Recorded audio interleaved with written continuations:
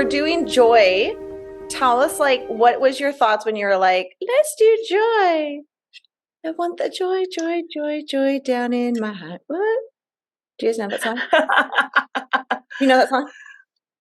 Yes. Yes. And when you sing that, it reminds me of my mom used to wake me up in the morning. And this is funny because, I've mentioned that my mom's an atheist. Mhm. She used to walk into my room going, rise and shine and give God his glory, glory, rise. And I was like, but you don't. But you're an atheist. And I think she just did it to be annoying because she'd go, rise and shine and give God his glory, glory. Like, and I'm like, what is wrong with you? I don't understand. Shout out to Got a lot of joy out of that, waking me up. I've actually done that to my children, but that's why I've done that to my kids. It must be a mom thing. We do it on purpose. It's like let me let you hate me. The joys of life.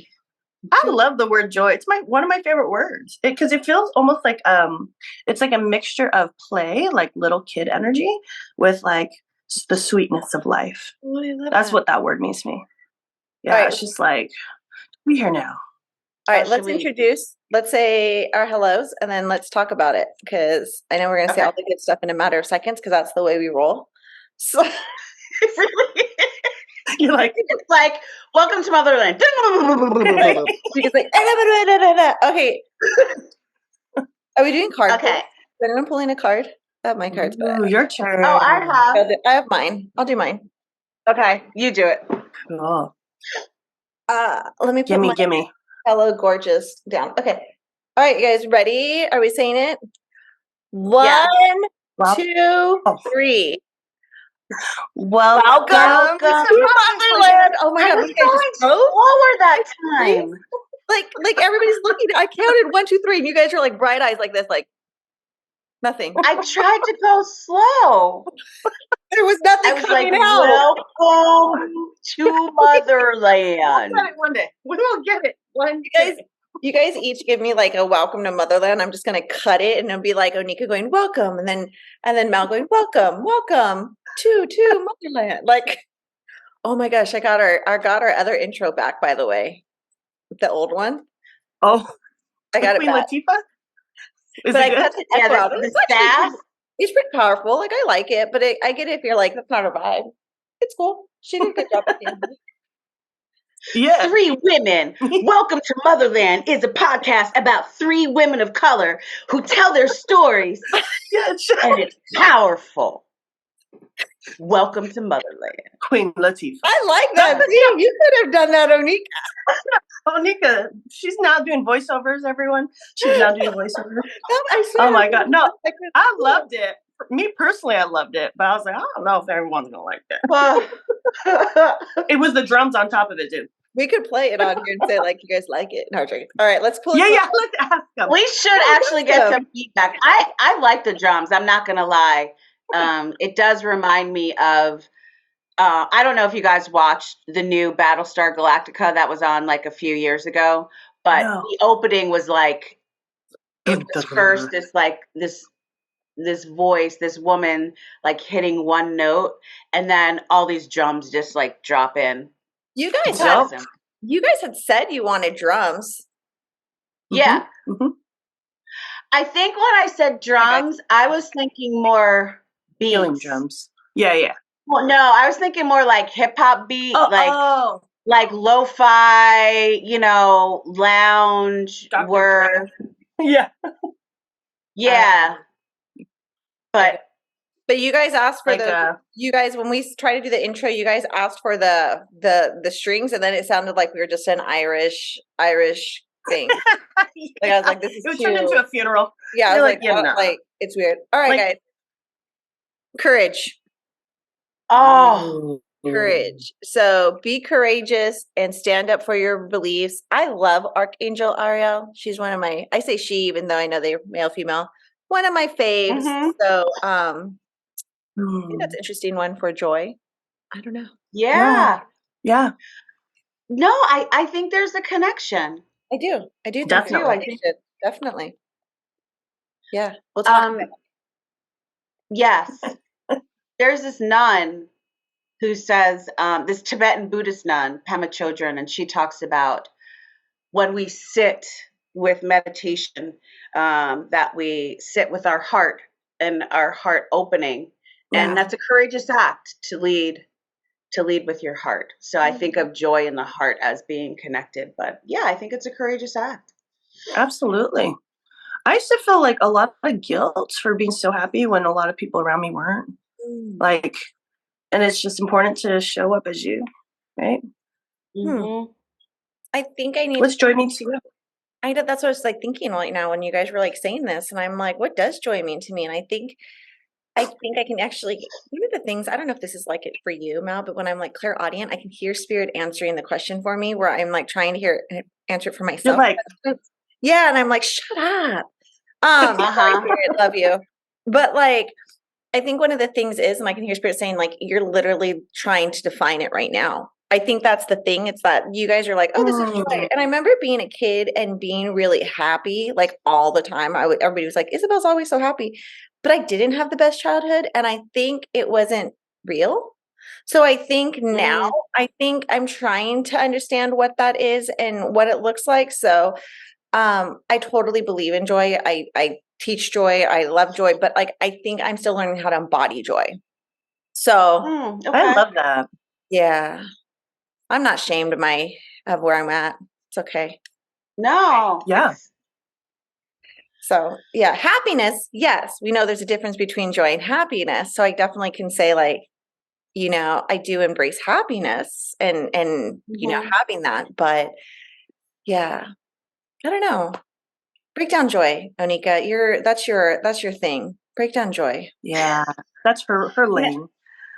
It's interesting. It was my friend Ryan when he interviewed me for a podcast. He actually called me a joy revolutionist. And I was like, thanks, I'm taking that. Thank you. Because it made a lot of sense to me. And I think I may define joy maybe a little differently. And it's an embracing of my whole experience as it is. Yeah. And I think this is a lovely conversation to have after sort of the intensity of spiritual bypassing, because I think sometimes spiritual bypassing can feel like joy, right? We can tell ourselves that's what happiness and joy is, but we're sort of going around some of the icky stuff. So for me, joy is when I can say like, this is who I am right now in this moment. And I embrace that with my whole heart. And that's what it means for me. And as a Black woman, I think that's a really powerful thing to say in this world. I think for any person of color, any marginalized person, to walk in joy is like a revolutionary act, and to say like, no, you're not going to steal that from me. Like, you're not going to take it. And even a step further, disconnecting yourself from oppression and not bypassing it, but saying like, nope, I'm not even in relationship to that because I'm just me. And that I think is I like that. I like that you were mentioning like you said something about being whole. And I love that. Like joy is the wholeness. Joy is like, it's like a state of mind, right? It's the, no matter your circumstances, good or bad, you have joy. It's I think it's like, and I can hear spirit saying it's a continuous seeking of happiness too around that. It's continuously seeking happiness, even in the midst of whatever you're going through and whatever it is that you're at.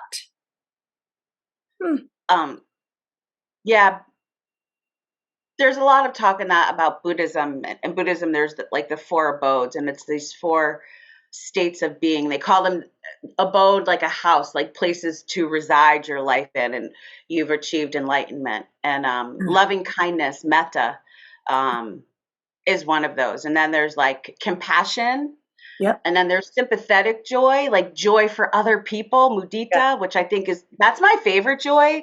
When Yeah. something good happens for someone and you get that feeling of excitement for them, like you just can't contain it. Yeah. How do you say that again? Sutta? Mudita. Oh, mudita. Mudita. Mudita. That's like in Christianity, you have the fruit of the Spirit. So in Christianity, you have the fruit of the Spirit. You have love, joy, peace, patience, kindness, faithfulness, generosity, and self-control. I think I said everything, maybe. Yeah. Yeah. But yeah, you have the same. The last one in Buddhism is equanimity. And I like that because I think that's where the embracing of everything comes in. When you embrace sort of everything from this balanced perspective, we can be joyful. Damn. That's like saying I find calm in the chaos. It's like just this peace. Ooh, that's beautiful. Oh. No wonder I'm struggling right now. I'm like, where's that calm in the chaos? Joy? Where you at? You know, Joy? I used to teach. I was afraid to teach about joy when I was working at Rikers. Really? I felt like maybe I shouldn't be talking about joy because people are really suffering and struggling. But then I was like, who are you to say what people need or want? Like, don't hoard that idea for yourself. Somebody may really resonate with it. And I realized that was my ego, like deciding for people what was right for them. And that was a real like eye-opening thing. So I think joy is also generosity, like and sharing, you know? Don't keep shit for yourself. Like share it. I think damn. You know, last week I remember us mentioning with spiritual bypassing, like the need of light and dark. And I think that's the same with like, you know, we go into joy and it's like, if we're going through joy and you're trying to experience joy through the midst of whatever you're at and wherever you're at, then like the other emotions like sadness or sorrow or frustration or whatever it is can only highlight the joy in your life, actually, in a way. It makes it an awareness to it. Yeah. I had a weird experience last night. Actually, I'm like sitting here thinking about it. So like, you guys don't know, listeners, I've been having a really hard week. Like I'm just summing it up for them because you guys already know. And I've had a really hard week, had a really hard day yesterday where today when the girls were like, we're talking about joy, I was like, what the fuck? Okay. Great. But no. All right. I'm like, all right, Spirit, I don't know what you're doing, but okay. Here's the cool thing. And I want to share. Last night, so my grandfather passed about a year ago in February. And the last couple of days I have been just like, I really miss my grandpa. Like he was my dad. I really miss him. Like even now I can like feel it. And, he hasn't visited me not once in my dreams. Like I can see him, I can see spirit, but he hasn't visited me in my dreams. So last night was the first night he visited me in my dreams. Here we are talking about joy. And I literally like, I have tears. I know you're making me cry. I'm so happy it was in my dream. And I'm sitting there and I look across and he's like in this lawn chair and I'm like, Grandpa. And I ran to him and I hugged him and I just held him like I used to and like kissed his cheek. And I was like, and he's like, hi, Mija. And I was just like, like I just loved on him. And I didn't connect it. Like, you know, there's oftentimes in dreams when you see spirit, you connect it and you're like, okay, wait, let me have a full conversation with you because I know you're not supposed to be here. I didn't do it in the moment. It wasn't until I woke up that I was like, like I got it. Like I got him, you know, like I know it's real. Like I saw my grandpa, like I actually got to hug and kiss on him. So anyways, joy. That's so beautiful. It really is. Yeah. I have this same kind of, you and I are on the same wavelength a lot of time because my grandma passed away last year or a year ago yesterday. And I was like, Grandma, come through. And it was maybe 2 days ago. And I was so missing her. And she popped into my dream and we were sitting at a cafeteria table and we're just grubbing. She was like eating with her hands. She was so hungry. I was like, Grandma. And I knew, I was so cognizant. I was like, you're not here. I miss you so much. She goes, I don't miss you. I see you every day. Like, that's her personality in real life or in Earth plane. She'd be like, I'm right here. I was like, well, damn, Grandma. But I knew it was her because that's exactly what she would say. I was like, all right, Grandma. Joy. I love that. I used Yeah. to be afraid of joy, like really afraid of it. Would you get in trouble for being in joy or something, or afraid it would leave you so quickly? No, I think thinking. I think I sort of associated it with weakness a little bit. Oh, Like I used to associate love with weakness. So I think I was afraid. I think might have it, it's so funny.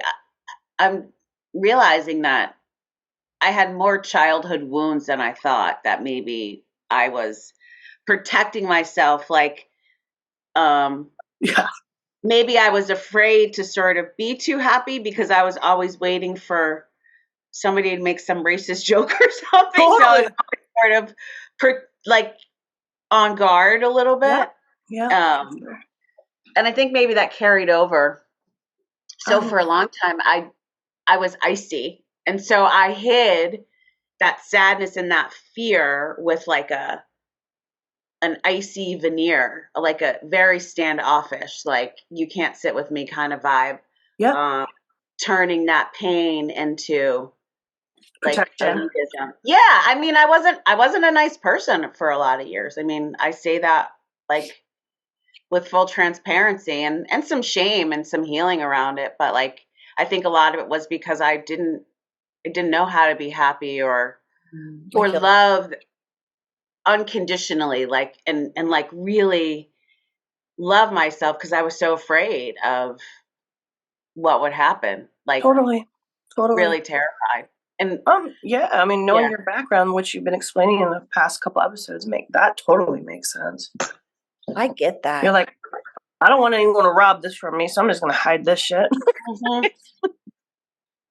It's interesting because it's like I said earlier in the thing, and like I don't think I ever had, as a child, I was always like, people are like, you're so bubbly, you're so happy. But I look back and I'm like, was I though? Or was I just trying to live in my bubble of like, this is my safety net, this is my space, But as I grew up and as a teenager and even into my 30s, like it was interesting because people always would be like, oh, I didn't know this till later, that people would be like, Isabel, she's a fighter. Like she's ready to like fight at any time.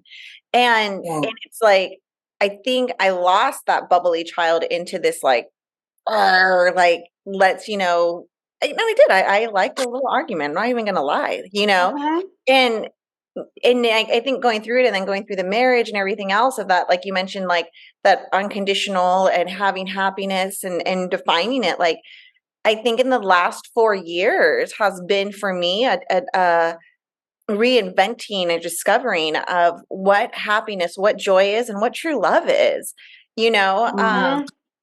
God bless my partner, because I think he's had to really slam it in my face. Like, you don't know what a healthy relationship is. You don't even know what healthy love is. And I'm like, yes, I do. And he's like, oh, you don't. Like, you literally fight. Yes, I do. Fight.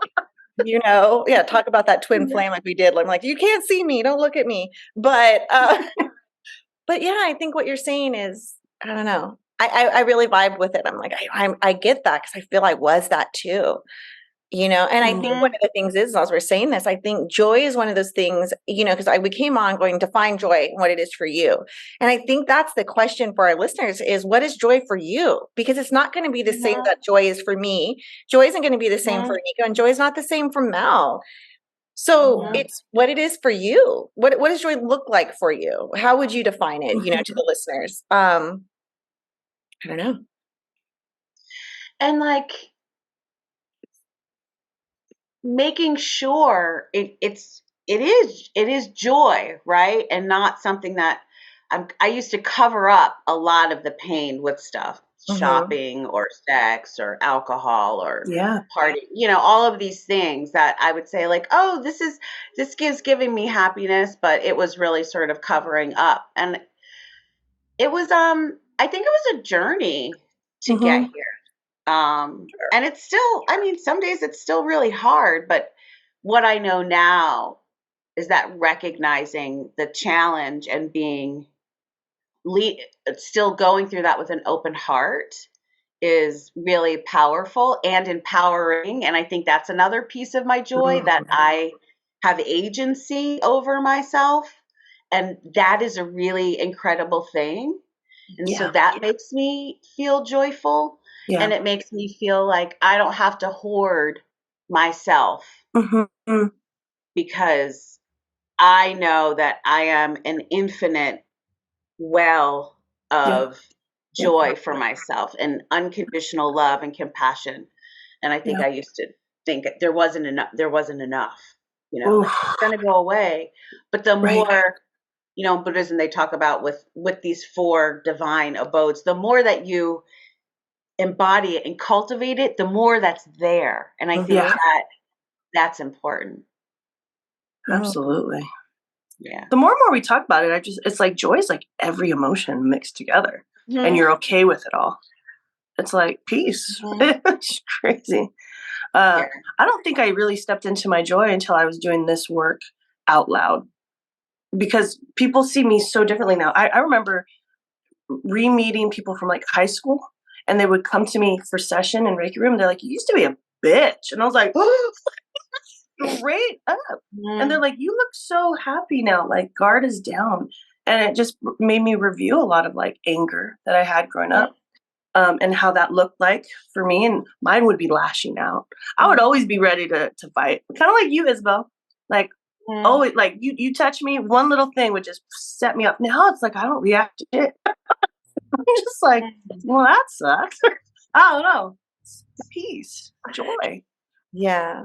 I think it takes you looking at, you know, I'm listening to Anika and I love, like, I really do think it's when we talk about, because you were talking about Buddhism, and I love the fact that, like, I think all religions have a tie-in to one another. Like that's why, you know, I think they all tie in, and there's always like oh yeah, we kind of teach that over here and we teach that over here, right? We can go a whole theology thing on why it's all like that. But regardless, it's all, here it is, right? So I'm listening to you and I'm like, I get that, because, you know, like I said earlier, you have the fruits of the spirits and things like that. But one of the things I think too, like with this is, and I forget if it was you right now or if it was Onika right now, Mal or Anika, but like forgiveness. Right? Having compassion, allowing yourself to forgive yourself, allowing yourself to forgive others, but also having that compassion with yourself and the acceptance of where you're at. I don't think you can have joy if you don't accept the present of where you're at. Absolutely. I think we're always trying to define joy outside of ourselves in the future moment. I'll have joy when, I'll have joy if, but not in the moment that we're in at the current state.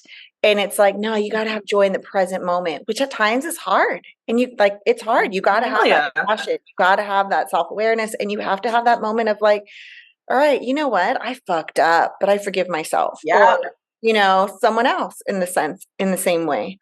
Yeah. Yeah. Yeah. Great point. I points. love that connection that you made with forgiveness and joy, because with metta, so for our listeners, metta meditation is loving kindness, and it's one of my main practices that I both do for myself and that I teach. And metta is always taught in conjunction with forgiveness. And it's not like forgiveness in the sense where you're like, I'm okay with what you did to me or what I did to somebody, but it's a cutting of the energy that can sort of drag us down and drown us. You know, into that abyss. That's such an important point, Isabel, that the forgiveness is it's crucial to the practice. Yeah. And for me, rituals are a part of that's things that have been giving me joy too. Like in the morning, before I even step my foot out of bed, I offer gratitude for like waking up in the morning and thanking spirit and my ancestors. And my altar is in the hallway that leads to, I say hallway, I live in Brooklyn. It's only like 10 feet long. Pathway to the bathroom.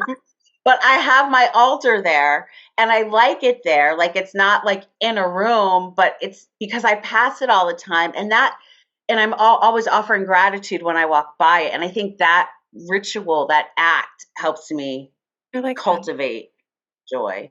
I like that too. I like that you wake up every morning, you just gratitude. I need to start practicing that. It just feels good. It's like, ooh, slow you down real quick. Yeah. What do you do in the morning when you wake up, Mal? Nothing. I stare at the wall. No, honestly, I love this. I give myself 2 hours before I start anything. So if we're meeting at 6, I'm up at 4 because my brain needs to catch up. It's insane. I used to just get up and just go. And I remember a friend was visiting from New York, and I was like 35 at the time. He was 40. He's like, "Girl, when you tune 40, you're gonna start to see you're gonna need some time to wake up." I'm like, "Nah." And he's so right. It's like I need time to catch up, ease into my day, and then go to bed early. Damn. But I stare at the wall for a good hour. I don't touch my phone. I just kind of like reflect, and then I start the coffee. That's kind of And the the ritual. breathing. Yeah, that's a ritual. Like that's a thing. It's you're just laying there. I think in an ideal moment, I like to meditate right when I wake.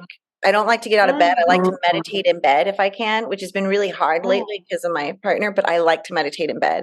And then I like to have my coffee, have my morning where I get to read a self-help book. I'm usually rotating some kind of self-help book out with my coffee. That's my ideal. I love that. Yeah, that's how I'm able to read a read. book? And people are like, "How do you read books?" I'm like, "That's my hour. I need to just like receive." That's dope. And then That's it's like, okay, cool. I can go into session, whatever. But I need a good, like, at least a good hour to an hour and a half. I can't, yeah. Same. Or my day's gonna be really sloppy. That was one of the hardest parts about going to Rikers was early, right? The commute, though, was a time for me to like adjust to what was going to happen. Like, because I would push my wake up time. You know, when you're getting up at 4:30, you're really pushing. Yeah. That's like your wake up time. I'm like, okay, I can get this done in 20 minutes if I have to, because it's just really early. Yeah. But that unwinding is so important. And I have been really enjoying that since I've sort of shifted how I'm living. That morning time is really, really precious. Yeah, absolutely. Damn, 4:30 a.m. every single morning, huh? Yeah. I'm not a morning person. I'm not. I hate morning. I am now. I wasn't now. I wasn't, but I am now. But you know, I haven't been getting up at 4:30 lately because I've been staying up later. Yeah. Because I haven't had to get up at 4:30. So I'm trying to get back to that because the first part when the alarm goes off at 4:30, it's ugly. But once you're up, I love the quiet, especially being here, you know, in Brooklyn, and it gets so noisy. To be up at 4:30 when you feel like everyone else is asleep. Yep. It's just it's really I love it. Yep. Cool. Yep. I used to be a night owl, so I'd be like up till 4 a.m. and then, you know, start my sessions at 1 p.m. And then my sister's like, try to flip it, see how you feel about that. And the morning time is more quiet than the night. Or the morning? Yeah, the morning time. It's an interesting flip. Either or, whatever works. I love it. I love the night too. Yeah. I love alone time. I love being alone. Yeah. It's so weird. Yeah. You guys don't know I have girl, you got 4 kids. I know you have 4 kids, so of course you love being alone. I mean, because you never are. No, I'm not. They're all teens, and for the most part, they always want to be around and talk. So, like, I never like. It's just like, oh my gosh! Right now they're on spring break for 2 weeks, and I'm just like, oh my god! Yeah. Like, you know, I'm trying to work, and I'm like, I don't know. It's a lot of noise. So I like anytime I can like not have noise, I'm just like, I'm all about it, which is really interesting because I talk a lot. Like I always grew up, people were like, Isabel talks constantly. Isabel's really loud. And it's still loud, but not as much now. Like I favor my quietness. Like I savor it. Yeah. Hey, really quick, I want to bring us back to the conversation of joy and joy. What is the difference between joy and happiness? Because you guys cover joy, but what's happiness? Oh, Nika's good at that one. You guys you're in my head. You're in my head because this morning I'm not psychic. In the shower, I was thinking about, you know, because I co-facilitate a meditation teacher training, and we do a whole weekend on metta, on loving kindness, and people were talking about the difference between joy and happiness, and I see happiness as a feeling that can be temporary, and joy for me is a state of being that can be cultivated. But other people flipped it, and they thought joy was the feeling and happiness was the state of being. And I'm like, yeah, I mean, That works too. But for me, happiness is like a feeling. Yeah. Yeah. So it's impermanent. I see it like that. I agree with you. Yeah, I agree with you. And I think the thing is too with joy, and I definitely agree with what you're saying. I think that, and I love that like we're having this conversation because I'm laughing at something. I have to tell you what I'm laughing at. But I love that we're having the conversation because I think people see joy and even me as this exuberant, like, I'm so happy. Oh my God, I have this elated happiness. But it's not. It's just a state, like you said, like we keep over saying, like it's a state of being no matter the circumstance you're in. And I'm like, okay, I can get that. Like I can get that one. You know, it's not this like, or you correct me if I'm wrong, but I don't see it as this like I'm so bubbly and I'm so happy, whatever. Right. And it's just a state of being where you're just like, no, I still embrace the, you know, like you're saying, Onika, I still embrace the mess, you know, during the chaos, and I'm okay with it. And it's just like, oh, okay, that makes more sense to me. You know, I think happiness has its highs, it has its lows, it has its different states. Yeah, totally. But it's, you know, it is a little bit more fickle. It is a little bit more fickle, you know, but yeah, I have to say really quick, you keep saying meta. Did I say it right? Meta. So when you wrote that in the chat, you guys, okay, so when we I'm telling listeners before we come on, we try to figure out what we're talking about. Onika said, let's talk about joy. And then you're like, and then dash meta. Well, I'm like, meta, like Facebook and Instagram, like the meta. Like I was like, why are we talking about Facebook and Instagram? And I was like, okay, whatever. Maybe she's trying to say the joy with social media. I don't know. Like, oh my gosh, that's so funny. I didn't know what it was. I don't know. Did you know what it was, Mel? Yeah, well, because Onika would do these Meta Mondays all the time. Yeah, Meta Mondays I did. At the top of the pandemic, I did, because a lot of people say like mindful Mondays, like that's a day for people to do their meditation. But I started during the pandemic Meta Monday, where we would do Meta meditation every Monday. Oh, I like that. So I just had a Zoom, like I didn't charge for it, just like, come on, let's just sit. Yeah, that was beautiful. Yeah. We did a lot in 2020, huh? Like a lot of our practice grew. Yes. I think, I cultivated, I think, a lot of ritual. Yeah. Because we had to. It was the world was crashing. It's like, okay, we got to come back to our rituals here. Speaking of that, in 2020, tell me what's been the hardest moments where you've had to find joy or joy. It's nice. Mel's like, that's a gross.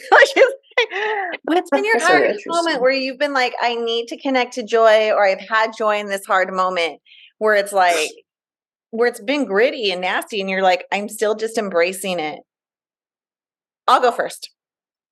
Okay. Yeah, you go first. I mean, just because I'm like, was thinking about this and it, right? Because we're talking about this stuff. And I know early on, I know Mel will probably understand, like, because I think I've talked to Mel about stuff. It's like, here we are. Oh my God, I was just going to say we're in 2019. We're not. We're in 2023. It's so weird.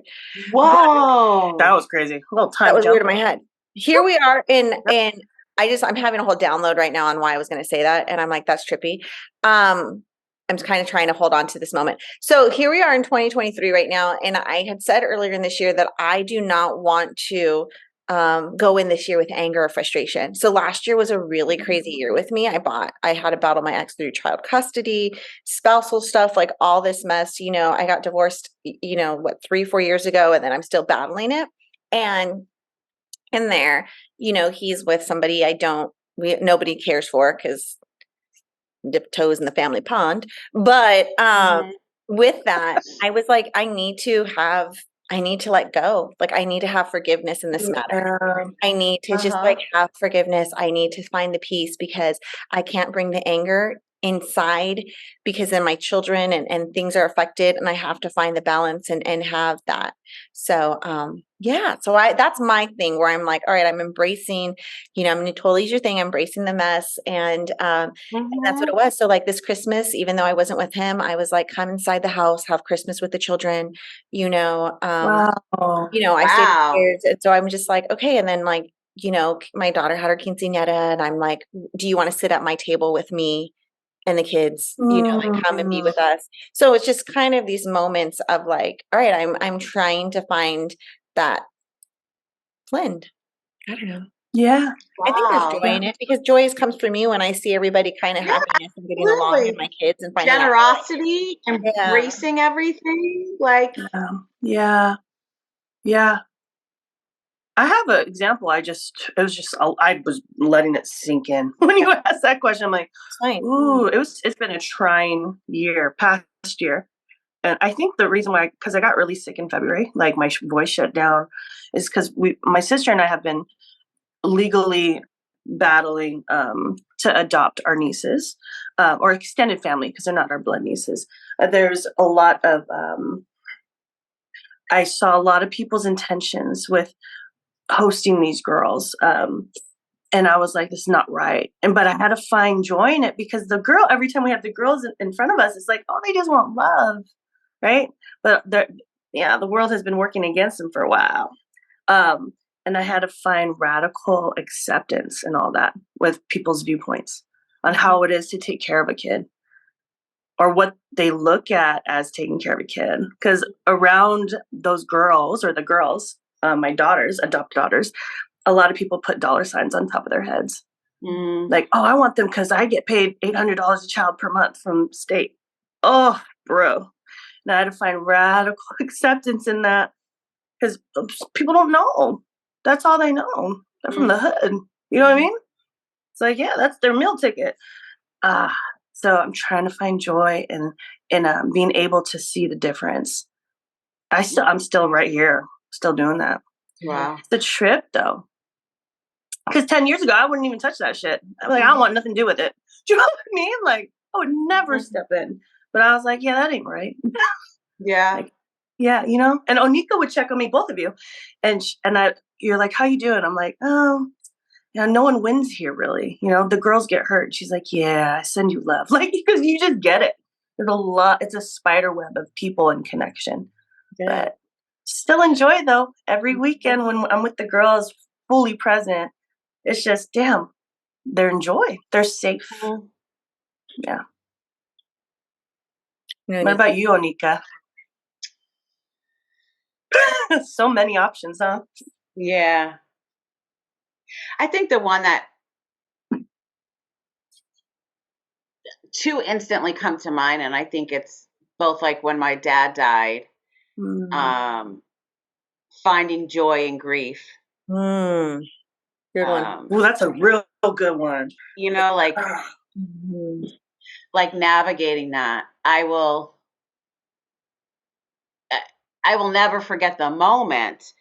I used to keep my phone on Do Not Disturb all the time. It started because I was a yoga teacher and massaging at the time. So I was always in a class or with a client. So I had my phone on DND a lot. And then I just started keeping it on DND. Yeah. And it used to frustrate the shit out of everybody, because nobody could really get in touch with me unless I chose to allow myself to be contacted. Yeah. And it would really frustrate my mom and my dad too. And for some reason, I of DND, and it's funny because it was like 2 days after a very weird feeling that I had. And when I took my phone off DND, my phone rang and it was my mom. And I picked up the phone and she was like, thank God you picked up your phone. I didn't know if you were going to pick it up. You need to come home right now. Just come home right now. I was like, what's wrong? What's wrong? And I knew my dad was dead. Like I knew it. Yeah. But she said, come home right now. And I knew. So I was like, okay. And I kind of just knew. And then, I called my partner. But I remember being in the lift going to my mom's house and saying, this is the moment that you're going to find out that your dad's no longer in his body and you will never have this moment again. So be here right now. Yep. And I don't think if I had a very serious spiritual practice, I would not have had the presence of mind to do that. So I remember very clearly, like, the car ride and what the weather was. And, I was just really taking everything in. And I guess you could call that joy because I didn't want to forget it.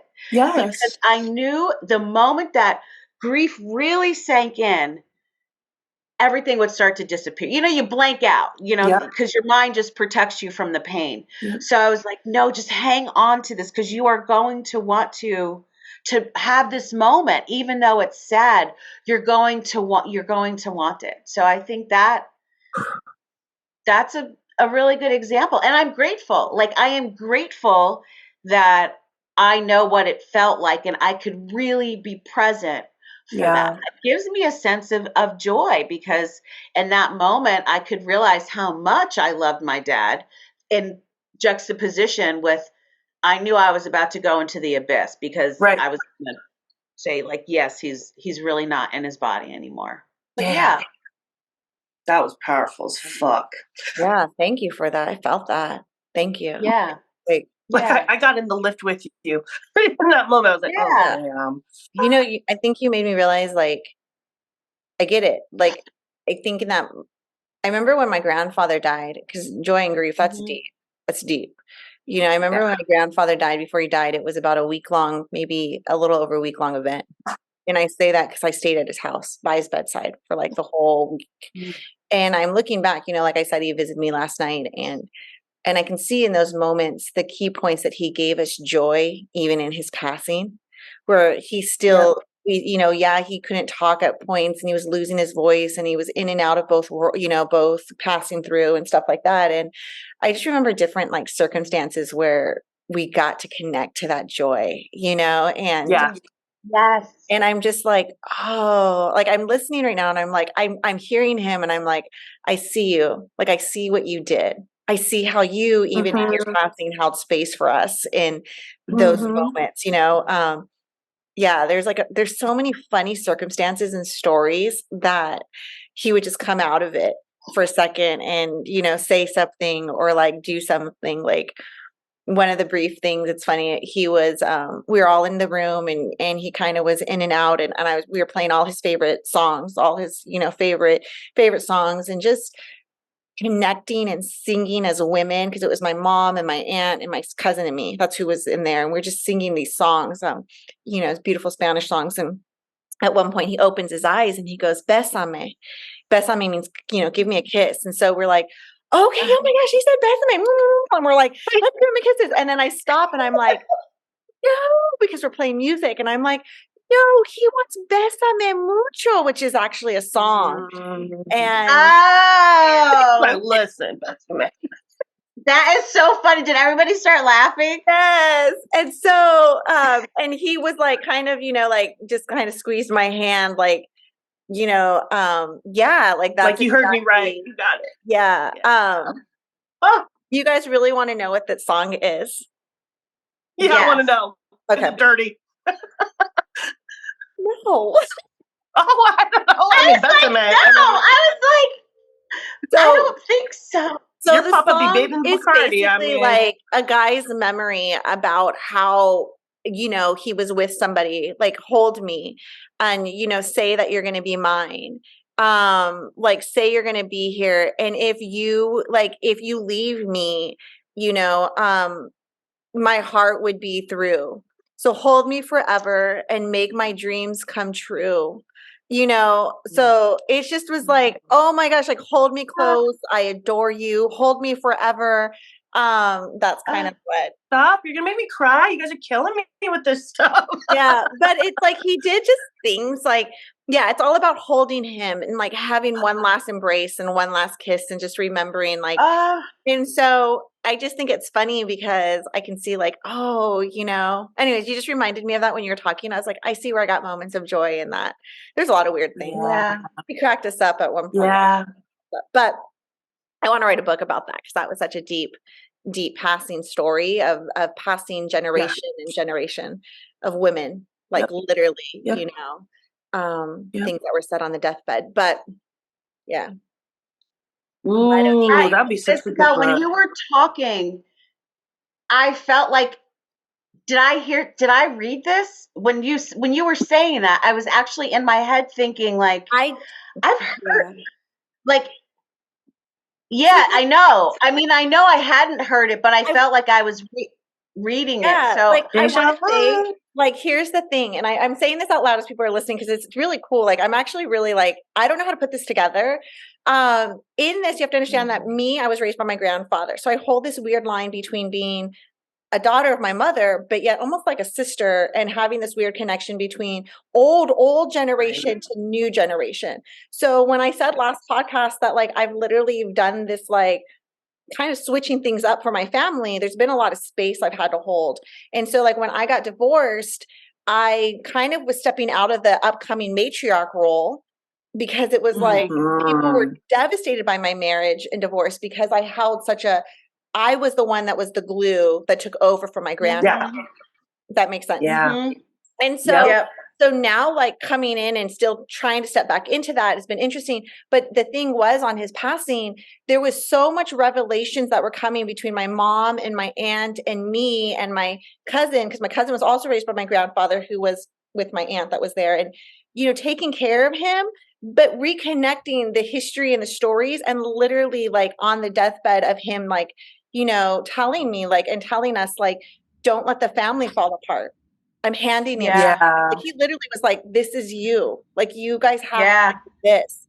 And, and we just, me and my cousin were like, okay, we're going to work this out. Like, we got it, and he was just like, this is what is, my expectations. But the beautiful, like, watching of his passing, of, like I said, the music memories to the funny moments, he would come out of it and just like, oh my God, one time he couldn't eat or drink anything. He opens his eyes because my aunt's like, Isabel, do you want coffee? Because it was like 4 a.m. And I'm like, yeah, could you get me coffee? And he couldn't eat or drink for days, guys. Like, it literally was like 3 days. He opens his eyes and he goes, I want coffee. And I'm like, we're like, where did the voice come from?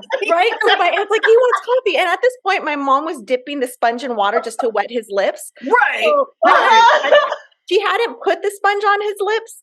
So it was a fresh sponge. So she dipped it in the coffee and she puts it in around his lips, like, oh, like, here, you want to taste it? Like, here you go. And so my aunt like gives me the coffee cup. And so I'm like, all right, that's cool. It was a clean sponge. Like, you didn't do it. Next thing you know, they grab the dirty sponge and they stick it in my coffee again to rub it on my lips. And I'm like, I just stood there horrified, like, oh my gosh. And then I'm like, me and my cousin were just like, you did not just do that. Like, it was just like, of course, like, it was just, and then he would like closed his eyes and he went back at it. Yep. But what was cool was actually, as a medium, watching the in and out of spirit take place and watching the people that came to like escort him. And I thought it was going to be someone else, his dad and his mom. And before he got escorted, my great-grandfather, who I'd never seen before, so I saw pictures, but I never channeled him, came through. Yeah. And I got to sit down with my mom and my aunt and give him a full channeling because I didn't know these stories. And he explained so much of my grandfather's personality and how and why he made choices and who he was as a child. And I just was like, and there was a woman that I thought was his mother. I was like, she keeps calling him like a certain nickname. And I was saying what the name was. And I was like, he was like, yeah, he was raised by his stepmom.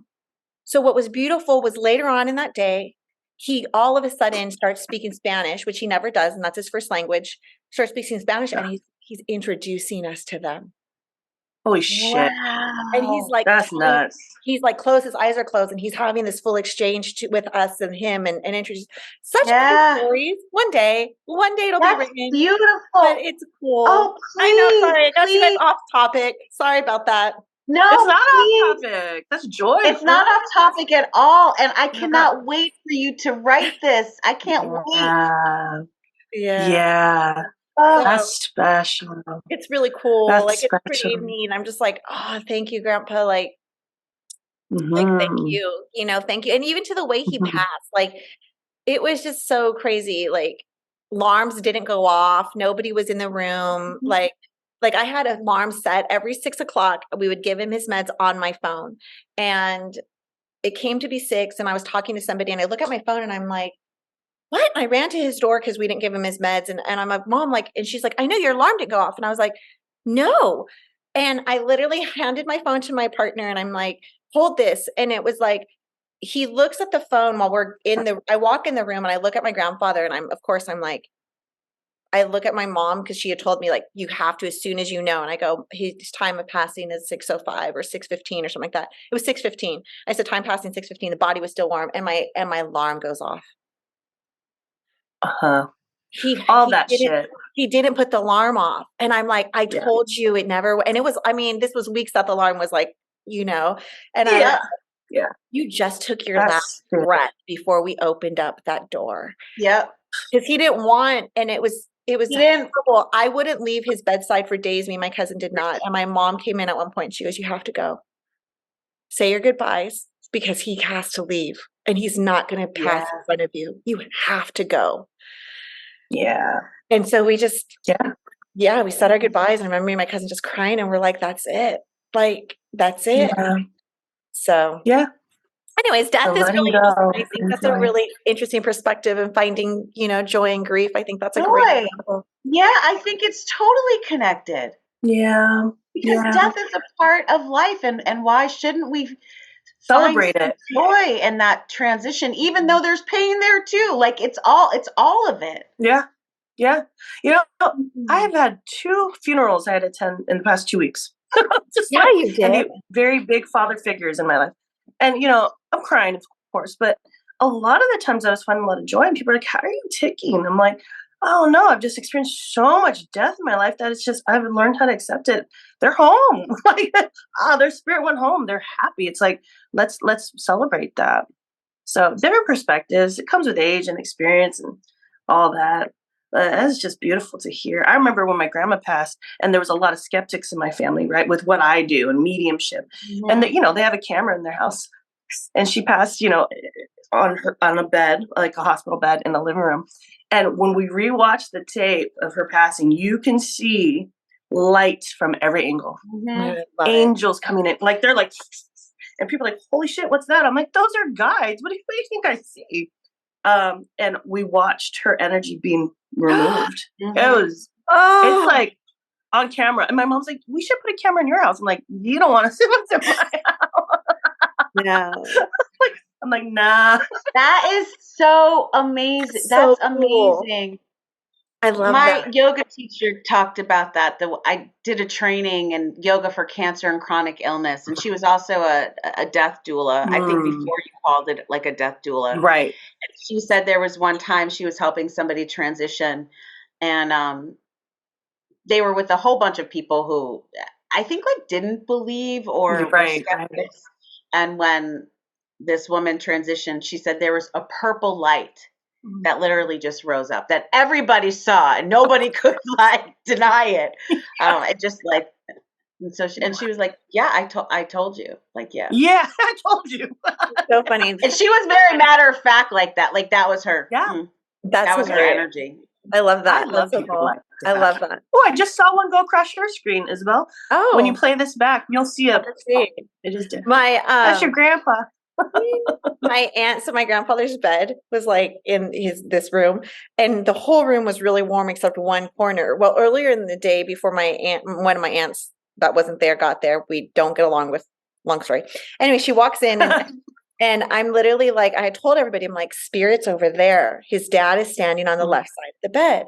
So they're like, okay, like my mom and everybody, I'm like, that's where his dad's at. So that was the coldest part, was the left corner. Yeah. The rest of the room, warm as can be. So my aunt, who's the skeptic and who is like so against what I do, of course chooses to sit in the left corner.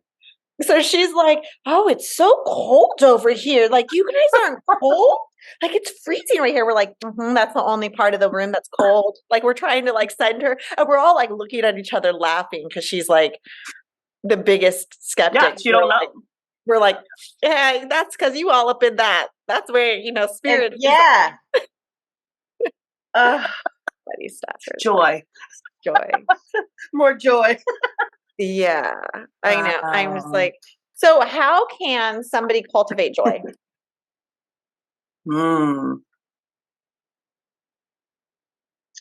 I'll start. Yeah. I think cultivating joy starts with a practice of embracing every part of yourself. Yeah.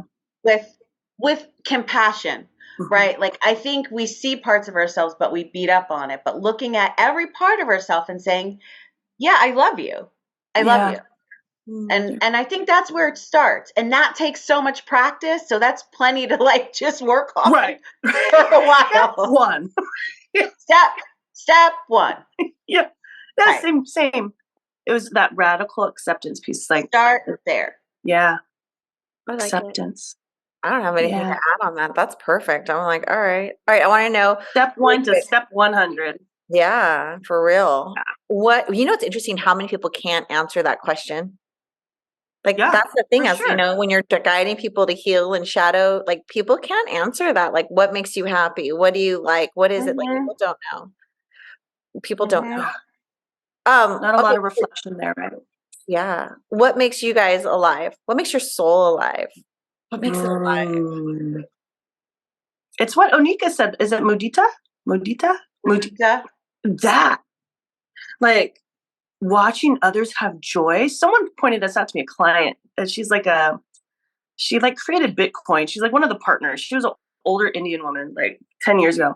She goes, you get this weird sense of energy when you watch women have joy. I'm like, yeah, I'm a freak, right? She's like, no, it lights you up. I'm watching, mudita. I love it.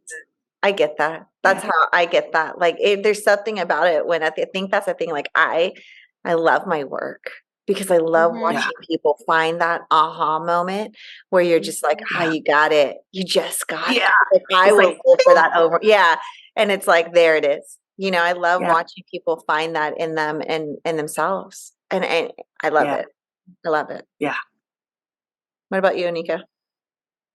I think for me, it's when I feel connected to source.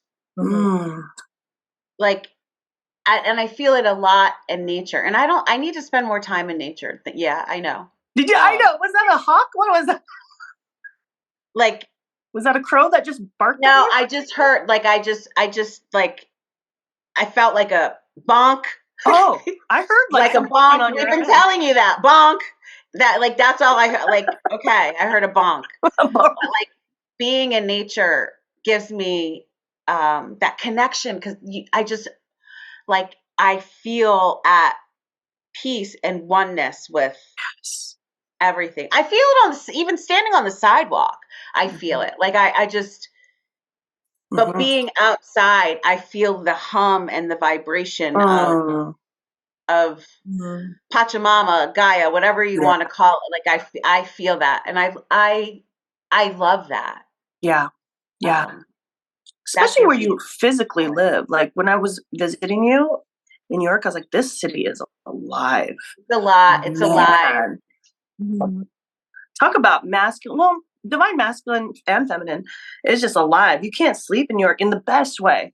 I felt so alive there. I was like, damn, I need to come back here every couple months just to, like, it's like you have to have practices, though, to turn off, because I think it can be very overwhelming. Like, I was watching this documentary, I'll make this quick, on Netflix called Fantastic Fungi. If you haven't seen it, you have to see it. It's all about fungi and mushrooms and how they create life. And there is this sense of, like, they're underneath the earth, sort of connecting everyone and everything. Yeah. And you can sort of, I feel that. I don't know if you can, but I feel that energy when I'm outside. Yep. Just like, I'm making a motion with my fingers for those of you who are listening. Like, like, just feeling these tendrils or like arteries or veins, just roots, just expanding out. And when I'm outside, I can feel that. I bet your physical touch, your massage is dope. Because you were just doing the hand motions of, like, connection. I was like, I bet people just leave the table when you work on them, huh? I love that. Healing hands. You know, it's funny. I always look at, color, right, with Reiki. And it's like, today was about joy. And I'm like, what is Onika wearing? She's wearing root, earth. Isabel's wearing the yin and the yang, that balance. And I'm wearing, like, heart with truth, right? Yeah. Like, there's so much truth and love and truth. But it's just funny to see, or interesting to see Yeah. what joy There's looks a like. book called The Book of Joy by the Dalai Lama and the Archbishop Tutu. I don't know. Desmond Did you Tutu. have you guys read that? Yep, I have. Yes. There's some really great points in that book. Nuggets. Yeah. So I say that because if you guys, I'm here listening, and one of the things that really stuck with me is, you know, the Dalai Lama's practice of like sitting, enjoying compassion for hours in the morning, like hours. Huh? Yeah. Yeah. Before I just said before his day starts. And I find it one of the things is that, you know, I'm sitting here listening, like, how do you cultivate joy? What is joy for you guys? And I know as like a shadow coach or a spiritual intuition coach is that, like I said earlier, is that people don't even know what joy means. They don't know how to cultivate it. They don't know, if you ask them what makes them happy, they don't know. Like, it's really interesting when I have a lot of clients that are searching for their purpose or their passion or asking why things aren't working out for them. I'm like, well, what's your happiness in it? What's your pleasure? What's your, they don't know. I'm like, well, then why? I'm thinking like, why are you chasing something you have no idea? But here's the thing. And I said it kind of in the other way the other day. I don't know where it was when I was talking about fear, is the fact that we don't tend to understand the energetic vibrations of energies that we are not used to. So when you've been raised in trauma, when you've been raised in these feelings, a lot of us don't know the energy vibration of joy. Therefore, joy can be, we think it's fleeting. We think it's scary. We get overwhelmed in it. So what I tell my clients oftentimes, and even when I'm doing Reiki, right, or doing energy clearings, is that there's times where the spirit will be like, bring in the energy of compassion, bring in the energy of joy to align the body's vibration or frequencies to that of that emotion, so that when they want to bring in this emotion, it's easier for you to make that connection. So one of the things I tell people, it's like, if you don't know the feeling of joy, take 5-10 minutes out of your day and just ask spirit, ask whatever, just show me the feeling of joy. Help me connect to the feeling of joy. Bring in the feeling of joy, whatever, however you want to word it. And just allow your heart, or allow that space to be created where you're just sitting in it without judgment, without ego, and just allowing yourself to make that connection. Because the more you practice making that connection, when it happens, I feel we're like, there it is. That's it. I know it. I'm not scared of embracing it. I'm not worried it's going to be fleeting, because I know it within me and I've made that connection within me. Does that make sense? Oh, absolutely. Absolutely. Defining those moments and then holding that stage. Yeah. That's how we channel, right? Yeah. You need a baseline. Yep. You need a baseline. There's a teacher, and I can't remember who it was, and I'm sorry to the teacher that I can't remember, but said that when imagining, I'm saying friendliness, but I when I think of joy, I think of unconditional love or friendliness or happiness. And this teacher said that unconditional friendliness is like the sun shining down on your heart on a warm day. That sense of just feeling held. And she said, this is what friendliness feels like. Gosh, I need to remember who that was, because that is such a, I think, a powerful thing, Isabel, that you're talking about. I'm so grateful that you said that. I feel like I needed to hear that message for some reason, but just that you have to know what it feels like in order to cultivate it. Absolutely. So thank you. It's such an important lesson. Thank you. Yeah. You get to define it. I like that. Good one, Melanie. Exactly. You get to define it. And it's that channeling, right? When we create that spiritual dictionary, like you see that butterfly and you feel something. It's like, what does that mean? You're like, peace. So every time you see the butterfly, it's peace. You are now channeling, right? Just creating your own gauge points. Yeah. I love that. That's something to talk about soon. Channeling. Yeah, spiritual dictionaries. You guys, that's so weird. I've been talking about that nonstop. I just did the YouTube video on channeling. I just wrote a blog post on channeling, and I have a channeling class coming up in April. So that's woo! Yeah, because when's the channeling class? What was it?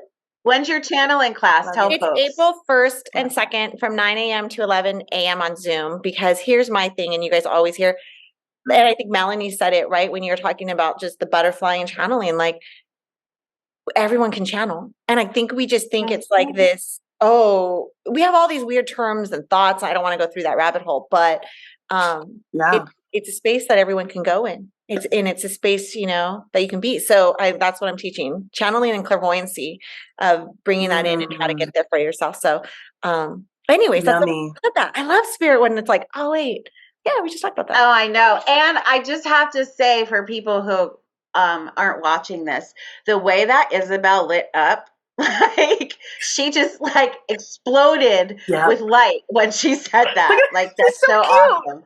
Like it was just joy everywhere. Joy was just like everywhere. That was cool. I love teaching. Like I really do. Like it is seriously my life. Like I love it. And it's just beautiful. And your light, very similar to when you just blew up about the channeling classes. You do that when you talk about your grandpa. You could just tell you adore him. Yeah. It's beautiful. Mm-hmm. It's beautiful. Yeah. Look at her. She's like that joy, that little kid, right? That play. Yeah, I can definitely feel yummy conversation. I can feel it more than when I can. Well, it looks like, Isabel, you had more to talk about today with Joy than you thought. Yeah, I was not feeling it. I was honestly not feeling this conversation when we came on. I mean, you guys, you don't know. Onika was like, "I'm gonna wear what's your sweatshirt say today?" Joy Revolutionist. It says Joy Revolutionist. Yes. So Onika was like, "I'm gonna wear my Joy Revolutionist shirt today," and I was like, "I'm gonna wear my sweatshirt that says fuck." Like I was like, I don't have that sweatshirt. I actually have one that says Untamed Power. It says Untamed Power. But I was like, yeah. And they're like, no. I was like, no, like for real. I thought about wearing my sweatshirt that was like just says little cute FUCK across the chest. Cause I was like, yeah, that's my vibe I was in. But no, I decided to do the Untamed Power sweatshirt today so that I could just sister. Love it. Shout out to her book, her first That's your book, Untamed Power, right? Mm-hmm. Yeah. Got some plugs for Isabel today. I know, we're plugging Isabel today. Talking about, what was it last week that we said we were going to talk about? What was it that you said? Let's talk about this. Oh, it was imposter syndrome. Yeah, like as you're saying this, I'm like, like hand over head, hiding. But oh God, I listened to that podcast episode 2, and I started laughing because everyone got quiet when I said we should talk about imposter. And then you girls, we all were like busted out laughing so hard. You're like, I think if you guys watch the YouTube and you see you say that, you actually can see me and Nika's face on the YouTube going like, okay, wait, hold on. Yeah, it made us really uncomfortable. We'll get to it. We'll get there. We'll get there. These topics are reflections of us. I have my session tomorrow to work on that expander archetype. Okay. So work on that space. What was really cool is that she had a session with me yesterday. We traded and I activated her light language. So cool. Like I love doing that. I don't really. Can you do that with Onika? Because she's like on the verge of it. I know she is. Yes, we can, Onika. You were on the verge of light language. So I was activating her light language. And she goes, that was really cool. I saw you as a Mayan high priestess. And she's like, I could see it. Because the way I took her in and did all these things, she's like, I could literally see your garbs. I could see what you were wearing. She goes, what's interesting is you weren't afraid of your power. You just did it. Like you embraced it. And I feel it.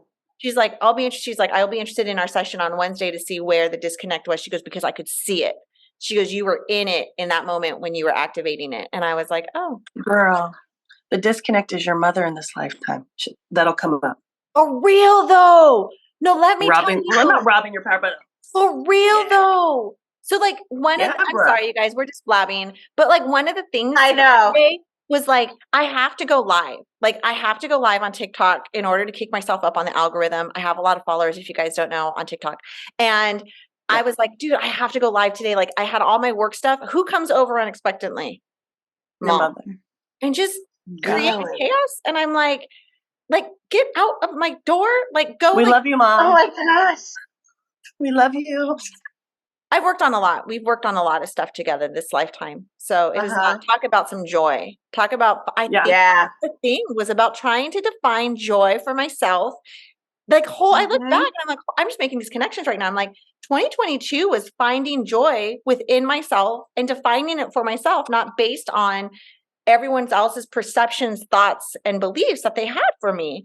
And really standing in that truth at the end of the day when everybody's like, come and steal at me after Yeah. 4 years. And I'm like, no, this is my joy. It's my peace. Yeah. It's mine to define. And just because it doesn't get defined for you in your way doesn't make it less wrong for me. It's what I Right. need to do. Yes. It's what makes me Yes. happy, not what makes you happy. And I think as a Hispanic woman, I wonder if this is the same for you because you're Filipino, Mel, right? Yeah. Mixed. Yeah. And I find that Hispanic women, especially mothers, constantly want to define for their children what works for them. Like, this is my perception on the way you should live life. So let me focus Okay. on you. And if you don't do it this Uh-huh. way, you are completely wrong. And I'm going to tell you why you're wrong. So a lot of Wow. third culture Hispanics don't have boundaries and don't understand them when given. So I work with a lot of women too that are like, okay, I'm trying to make these marks in my life to cultivate this joy or to bring it in. But I also know that when I choose to cultivate it, then these other people are going to break off away from me.